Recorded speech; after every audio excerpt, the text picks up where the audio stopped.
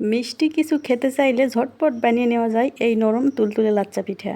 ঘন দুধের ক্ষীরের ডুবানো এই পিঠার স্বাদ ছোট বড় সবার মুখে লেগে থাকার মতো। আজকের রেসিপিটি কেমন লাগলো অবশ্যই জানাবেন। আসসালামু আলাইকুম, দেখুন ভিডিওটি সাথেই থাকুন। প্রথমত নিলাম আমি একটা বাটিতে 2 মুঠ পরিমাণ লাচ্চা। এখানে দিলাম দুধ। দুধ দিয়ে সুন্দর করে হাত দিয়ে নাড়াচাড়া করে একটু ভিজায় রাখতে হবে। এই 5 মিনিট অথবা 1 মিনিট 2 মিনিট রাখলেই হবে। তারপর নিলাম একটু খাওয়ার সোডা আর 1 কাপ ময়দা দিয়ে আর 1 মুঠ চিনি দিলাম। 1 মুঠ চিনি দিয়ে এখানে হাত দিয়ে মাখতে হবে, ভালো করে মেখে নিতে হবে যেন মিশ হয়ে যায় সুন্দর করে। আর হাত দিয়ে এরকম গোল গোল করে মেখে বেটে নিচ্ছি।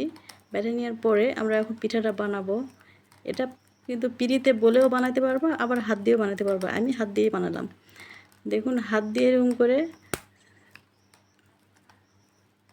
চামচ দিয়ে কেটে নিলাম ভিতরে। চামচ দিয়েও কাটতে পারবা, আবার হাত দিয়েও কেটে নিতে পারবা। এরকম করে সবগুলো পিঠা আস্তে আস্তে বানাই নিলাম। আমি তো এখন 5টা পিঠা বানাইছি। দেখুন খুব সুন্দর হয়েছে দেখতে। এগুলো এখন তেলে ভেজে নিতে হবে। কড়াই একটা তেল দিলাম। তেল দিয়ে তেলের মধ্যে একটা একটা করে পিঠা ভেজে নিচ্ছি। সবগুলো পিঠা ভেজে একদম রেডি। কত সুন্দর লাল লাল হয়েছে দেখুন। আর কড়াইতে দুধ দিলাম হাফ কেজির মতো। পানি দেইনি, আমি দুধ দিয়েছি, পানি দিলেও হবে সাথে। যে যেরকম চিনি খাবে সেরকম দিতে হবে। আমি 5 চামচ চিনি দিলাম। 5 চামচ চিনি আর সাথে দিব 2টা সাদা এলাচ। এই যে দেখুন এলাচ দিচ্ছি 2টা ফাটায়ে, কারণ এলাচ ফেটে দিলে এলাচের স্বাদ বের হয়। আর ফুটিয়ে নিলাম দুধটা, সুন্দর করে রস করে নিলাম। আর একটু আঁচ কমে দিয়ে দিলাম। এখন চুলার জাল কিন্তু একদম বন্ধ করে দিয়েছি। তারপরে একটা একটা করে সবগুলো পিঠা দুধের মধ্যে দিয়ে দিলাম। সবগুলো পিঠা দিয়ে মাটির ঢাকনা দিয়ে ঢেকে দিলাম।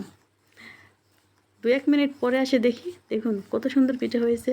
ঝটপট পিঠা বানিয়ে নিতে এরকম খুবই মজাদার পিঠা বানাইতে পারো। এটা হচ্ছে লাচ্চা দিয়ে দুধ পিঠা। কত সুন্দর, আলহামদুলিল্লাহ। এখন তবে খাওয়া শুরু, পিঠা বানান শেষ। সবাইকে দাওয়াত রইল।